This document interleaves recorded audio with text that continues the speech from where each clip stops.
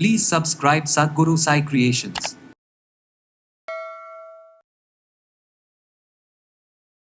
அதிகமாக நமக்கு thyroid secretion hormone secretion அதிகமாக இருந்தாலும் சரி, குறைவாக இருந்தாலும் சரி, நம்ம உடலில் நிறைய பாதிப்புகள் ஏற்படுது. நமக்கு திருமண வாழ்க்கை ஏதாவது பாதிக்கப்படுமா அப்படின்னு சொல்லிட்டு கன்சல்டிங் வர நிறைய ஆண்கள் அதிலிருந்து ரெக்கவரி ஆனவங்களும் இருக்காங்க.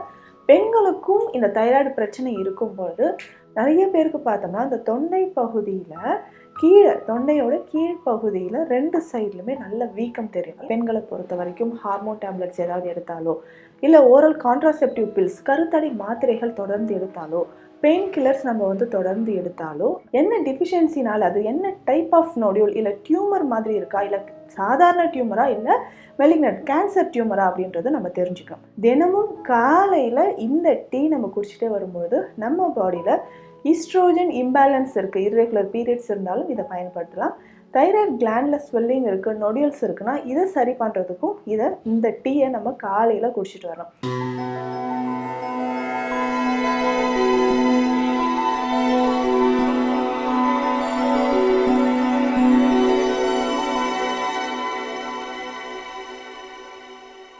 சத்குரு சாய் கிரியேஷன் வியூவர்ஸ் அனைவருக்கும் வணக்கம். நான் doctor Nithya, Siddha physician. Thyroid சம்மந்தப்பட்ட பிரச்சனைகள் இன்றைய காலகட்டத்தில் நிறைய பேருக்கு வருது. பெண்கள் மட்டும் இல்லை, ஆண்களுக்கும் இந்த ப்ராப்ளம் இருக்குது. ஏன்னா நம்ம கிளினிக்கில் நிறைய பேர் இந்த தைராய்டு இஷ்யூஸ்க்காக ட்ரீட்மெண்ட் எடுத்து நிறைய பேர் குணமாக இருக்காங்க. இதில் முக்கியமாக சொல்லணும்னா, இந்த தைராய்டு கிளாண்ட் நம்மளுடைய உடலோட எல்லா இயக்கத்திற்கும் மெட்டபாலிசத்திற்கும் ஒரு மாஸ்டர் கிளாண்ட் அப்படின்னு சொல்லலாம். தைராய்டு கிளாண்ட் இல்லைன்னா நிறைய ப்ராப்ளம்ஸ், சைட் எஃபெக்ட்ஸ் வருது. இதுவே அதிகமாக நமக்கு தைராய்டு செக்ரேஷன் ஹார்மோன் செக்ரேஷன் அதிகமாக இருந்தாலும் சரி, குறைவாக இருந்தாலும் சரி, நம்ம உடலில் நிறைய பாதிப்புகள் ஏற்படுது. ஸோ அந்த வகையில் பார்க்கும்பொழுது ஹைப்போதைராய்டிசம் இல்லை ஹைப்பர் தைராய்டிசம் இது சொல்கிறோம். இதை தாண்டி பார்க்கும்போது அதில் இருந்து வரக்கூடிய ஆட்டோ இம்யூன் கண்டிஷன் ஹசிமோட்டோ தைராய்டிட்டிஸ் அப்படின்னு சொல்கிறோம். இந்த ஹசிமோட்டோ தைராய்டிட்டிஸ்ன்றது நிறைய ஆண்களுக்கு இப்போது வரக்கூடிய காலகட்டத்தில் நம்ம பார்த்துட்ருக்குறோம். ஸோ திருமண வயதில் இருக்கிறேன், எனக்கு இந்த ட்ரீட்மெண்ட் கொடுங்க, தைராய்டு பிரச்சனை இருக்குது, இதனால் நமக்கு திருமண வாழ்க்கை ஏதாவது பாதிக்கப்படுமா அப்படின்னு சொல்லிட்டு கன்சல்டிங் வர நிறைய ஆண்கள் அதிலிருந்து ரெக்கவரி ஆனவங்களும் இருக்காங்க.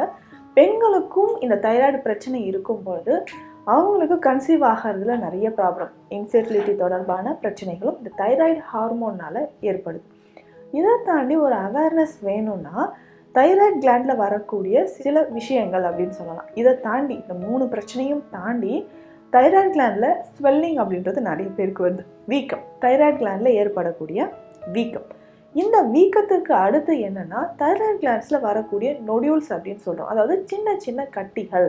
இது கேன்சர் கிடையாது. தைராய்டு கிளாண்ட் ஸ்வெல்லிங் ஆகிறதோ, இல்லை தைராய்டு கிளாண்டில் ஏதாவது ஒரு பார்ட்டில் ரைட் சைடில் இருக்கக்கூடிய லோப்லையோ இல்லை லெஃப்ட் சைடில் இருக்கக்கூடிய லோப்லையோ நமக்கு ஏதாவது சின்ன ஒரு க்ரோத் வர்றது, அன்வான்ட் ஒரு க்ரோத் தைராய்டு கிளாண்டில் வருது.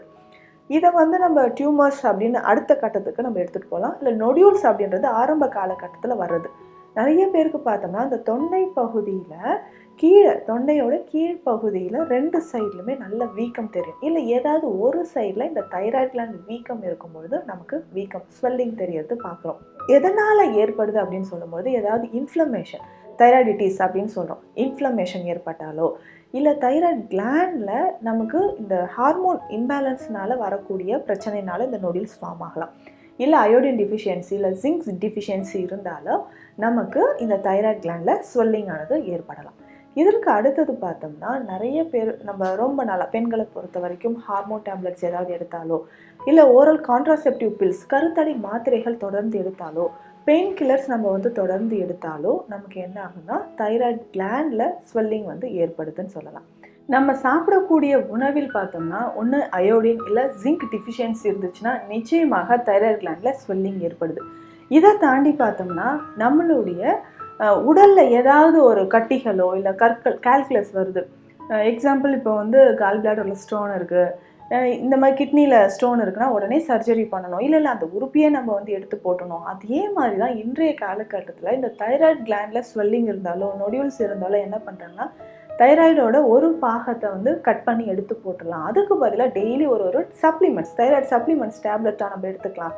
இந்த மாதிரியான ஒரு மனநிலை நிறைய பேருக்கு இருக்குது. அப்படி செய்ய வேண்டாம். தைராய்டு கிளாண்டில் ஸ்வெல்லிங் இருந்தால் அது எந்த மாதிரியான ஸ்டேஜில் இருக்குன்றதை ஃபஸ்ட்டு நம்ம தெரிஞ்சுக்கணும். என்ன டிஃபிஷியன்சினால், அது என்ன டைப் ஆஃப் நோடியூல், இல்லை டியூமர் மாதிரி இருக்கா, இல்லை சாதாரண டியூமரா, இல்லை மெலிக்னன்ட் கேன்சர் டியூமரா அப்படின்றத நம்ம தெரிஞ்சுக்கணும். ஒருவேளை தைராய்டு கிளாண்டில் கேன்சராக இருக்கும் பட்சத்தில் அதற்கான தனியான ஒரு பிரத்யேகமான சிகிச்சை முறைகள், மருந்துகளும் சித்த மருத்துவத்தில் இருக்குது. அதையும் நம்ம ஃபாலோ பண்ணிக்கலாம். சாதாரணமாக வரக்கூடிய அந்த நொடியூல்ஸை நம்ம எப்படி ஹேண்டில் பண்ணுறது, ரொம்ப ரொம்ப எளிமையாக இதை நம்ம ஹேண்டில் பண்ண முடியும். முதல்ல நம்ம சாப்பிடக்கூடிய உணவில் சரியான விகிதத்தில் அயோடின் இருக்கா, ஜிங்க், மெக்னீஷியம் இதெல்லாம் இருக்கான்னு நம்ம தெரிஞ்சுக்கணும். அதற்கு அடுத்தது அதிகமான நம்ம உணவு முறையில் பொறுத்த வரைக்கும் எண்ணெய் சார்ந்த உணவுகள், அசைவ உணவுகள், முக்கியமாக நம்ம சிக்கன் நிறைய சாப்பிட்றவங்களா இருந்தால் அதை அவாய்ட் பண்ணிக்கணும். ரொம்ப ஸ்பைஸியாக, காரமாக அவுட் சைடில் சாப்பிடக்கூடிய உணவுகள் இருந்துச்சுனாலும் அதையும் நம்ம அவாய்ட் பண்ணிக்கணும். ஸோ இந்த மாதிரியான உணவு முறைகள், இரவு நேரத்தில் உறக்கம் ரொம்ப அவசியம். இதற்கு அடுத்தது பார்த்தோம்னா, ஜென்ரலாக நம்ம வீட்டில் ஃபாலோ பண்ணக்கூடிய ஹோம் ரெமடிஸ் என்னன்றதை தெரிஞ்சுக்கணும். அதற்கு அடுத்ததாக இவங்களுக்கு சித்தா மெடிசன்ஸில் நம்ம என்ன கொடுக்குறோன்றதும் தெரிஞ்சுக்கணும். ஹோம் ரெமடிஸ் நம்ம வீட்டில் செய்யக்கூடிய சில உணவு முறைகள் என்ன அப்படின்றதும் பார்க்கலாம். இதற்கு பேசிக்காக காலையில் நம்ம சாப்பிடக்கூடிய டீ, காஃபி அவாய்ட் பண்ணிக்கோங்க. நீர் ஆகாரம் இருந்தால் ஒரு 200 ml அளவுக்கு நீர் ஆகாரம் குடிக்கலாம். இந்த நீர் ஆகாரத்தில் நம்ம என்ன பண்ண போகிறோம்னா, சில சித்த மருந்துகள் இருக்குது. இதில் பேசிக்காக நம்ம பார்க்கக்கூடிய மலைவேம்பாதி தைலம் எடுத்துக்கலாம். மலைவேம்பாதி தைலம் 5 to 10 துளிகள் நீராகாரத்தில் கலந்து காலையில் எம்டி ஸ்டொமக்கில் தினமும் குடிச்சிட்டு வரணும். கர்ப்பப்பை தொடர்பான பிரச்சனைகள் இருந்தாலும், தைராய்டு தொடர்பான பிரச்சனைகள் இருந்தாலும் இதை நம்ம ஃபாலோ பண்ணிட்டு வரணும். இதுலேயே நமக்கு பாதி அளவு வீக்கம் குறையிறத நம்ம பார்க்க முடியும். இதற்கு அடுத்து இருக்கக்கூடிய மருந்துகள் அப்படின்னு பார்க்கும்போது மந்தாரை சேர்ந்த மருந்துகள் நம்ம ஸ்பெஷல் மெடிசனாக கொடுத்துட்ருக்கோம். இந்த மந்தாரை சேர்ந்த மருந்துகள் அப்படின்னு சொல்லும்போது இதை சூரணமாகவோ இல்லை இந்த கஷாயம் மருந்தாகவோ நம்ம எடுக்கும்போது ஒரு நல்ல பலனை தருதுன்னு சொல்லலாம். அதற்கு அடுத்தது நம்ம டெய்லி காலையில் காஃபி மாதிரி சில மூலிகைகள் சேர்த்து நம்ம குடிச்சிட்டு வரலாம். இதில் முக்கியமாக என்னென்ன மூலிகைகள் சேருதுன்னா, சதக்குப்பை, கருஞ்சீரகம் ரொம்ப ரொம்ப முக்கியமானது. இந்த கருஞ்சீரகத்தோட பலன்கள் அப்படின்னு சொல்லும்போது நம்ம உடலில் அன்வான்டாக இருக்கக்கூடிய கட்டிகளை கரைக்கும். கொழுப்பு சத்துக்கள் அதிகமாக நம்ம உடலில் இருந்ததுன்னா, அதாவது எல்டிஎல் கொலஸ்ட்ரால் நிறைய பேருக்கு இருக்கும், பேட் கொலஸ்ட்ரால் அப்படின்னு சொல்கிறோம். இந்த பேட் கொலஸ்ட்ராலை குறைப்பதற்கு நமக்கு கருஞ்சீரகம் ரொம்ப ரொம்ப யூஸ்ஃபுல்லாக இருக்கும். கருஞ்சீரகம் ஒரு 50 கிராம் எடுக்கணும். சதக்குப்பை அப்படின்னு சொல்லக்கூடிய இந்த மூலிகையும் 100 கிராம் எடுக்கணும். இந்த பெண்களுக்கு ரொம்ப சிறந்த, அதாவது இர்ரெகுலர் பீரியட்ஸ் இருக்குன்னா அதை சரி பண்ணுறதுக்கும் நமக்கு சதக்குப்பை மிக சிறந்த ஒரு மூலிகைன்னு சொல்லலாம். அதை நம்ம எடுத்துக்கணும். இந்த சதக்குப்பை 100 கிராம், கருஞ்சீரகம் 50 கிராம், தனியா விதைகள், கொத்தமல்லி விதைகள் 50 கிராம் எடுக்கணும். இதனோட பார்த்தோம்னா சோம்பு 50 கிராம், சீரகம் 50 கிராம், கிராம்பு 50 கிராம். இது எல்லாமே சேர்த்து லேசாக வறுத்து கொஞ்சம் கொரப்பாக நம்ம பவுடர் பண்ணி எடுத்து வச்சுக்கணும். இதை நம்ம என்ன பண்ண போகிறோம்னா, டெய்லி காலையில் டீ மாதிரி குடிக்கணும். ஒரு ஸ்பூன் அளவுக்கு எடுத்து 3 கிளாஸ் தண்ணீரில் போட்டு நல்லா பாயில் பண்ணணும். 3/4 கிளாஸ் வந்ததுக்கப்புறம் இதை ஃபில்டர் பண்ணிக்கணும். இதனோட ஒரு சின்ன துண்டு கருப்பட்டி சேர்த்துக்கலாம். கருப்பட்டி இல்லைன்னா நம்ம ஃபில்டர் பண்ணதுக்கப்புறம் தேன் சேர்த்தும் இதை குடிக்கலாம். தினமும் காலையில் இந்த டீ நம்ம குடிச்சிட்டே வரும்போது நம்ம பாடியில் ஈஸ்ட்ரோஜன் இம்பேலன்ஸ் இருக்குது, இர்ரெகுலர் பீரியட்ஸ் இருந்தாலும் இதை பயன்படுத்தலாம். தைராய்டு கிளாண்டில் ஸ்வெல்லிங் இருக்குது, நொடியூல்ஸ் இருக்குன்னா இதை சரி பண்ணுறதுக்கும் இந்த டீயை நம்ம காலையில் குடிச்சிட்டு வரணும். ஸோ தினமும் இதை நம்ம குடிச்சிட்டே வரும்போது நம்ம தைராய்டு கிளாண்டில் இருக்கக்கூடிய ஸ்வெல்லிங் நிச்சயமாக குறைய ஆரம்பிக்கும். அதுக்கப்புறம் நம்மளோட ஸ்பெஷல் மெடிசன் அப்படின்னு பார்த்தோம்னா மரமஞ்சள் சார்ந்த மருந்துகளை நம்ம கொடுக்குறோம். இந்த மரமஞ்சள் இது பற்று மருந்தாகவும் நம்ம குடிக்கணும். தைராய்டு கிளாண்டில் ஸ்வெல்லிங் இருக்குது அப்படின்னா இந்த மரமஞ்சள் பற்று, அந்த பொடியை நம்ம தொண்டை பகுதியில் பற்று போட்டுகிட்டே வரணும். இதில் இருக்கக்கூடிய மூலிகைகள் அந்த தைராய்டு கிளாண்ட் ஸ்வெல்லிங்கை குறைக்க ஆரம்பிக்கும். மரமஞ்சள் பட்டு நம்ம எப்படி பயன்படுத்தணும்னா, இதில் கொஞ்சம் வெந்நீர், கொஞ்சம் எலுமிச்சை சாறு விட்டு நல்லா கலந்து தொண்டை மேலே பத்து போடணும். ஸோ இது ஒரு வேளை நம்ம டெய்லி காலையில் ஒரு 1/2 hour to 1 hour இந்த பற்று மருந்தை போட்டுக்கிட்டே வரணும். இரவு தூங்கும்போது நம்ம என்ன பண்ணலாம்னா, கொஞ்சமாக விளக்கெண்ணெயோட சுண்ணாம்பு இதனோட சேர்த்து நல்லா கலந்து, சுண்ணாம்பு, மஞ்சள், விளக்கெண்ணெய் இது 3ம் சேர்த்து நல்லா கலந்து அதையும் நம்ம தொண்டையில் பத்து போட்டுட்டு வரலாம். ஸோ தினமும் இந்த மாதிரி காலையிலையும் இரவு நேரத்துலையும் இந்த பற்று மருந்தை மாற்றி மாற்றி தொண்டையில் நம்ம பத்து போட்டுகிட்டே வந்தோம்னா நிச்சயமாக அந்த தைராய்டு கிளாண்டில் இருக்கக்கூடிய ஸ்வெல்லிங் குறைய ஆரம்பிக்குது.